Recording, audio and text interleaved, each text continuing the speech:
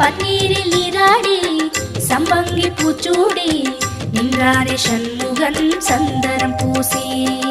ஓம் சரவண குஹ சரவண ஓம் சரவண குஹ சரவண. பன்னீரில் நீராடி சம்பங்கி பூச்சூடி நின்றாரே சண்முகன் சந்தனம் பூசி.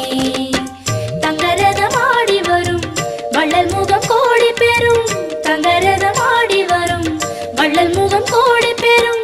வள்ளல் கரத்தாலே வாழ்வு வரும். குஹன் என்றாலே சுகம் என்றாகும்.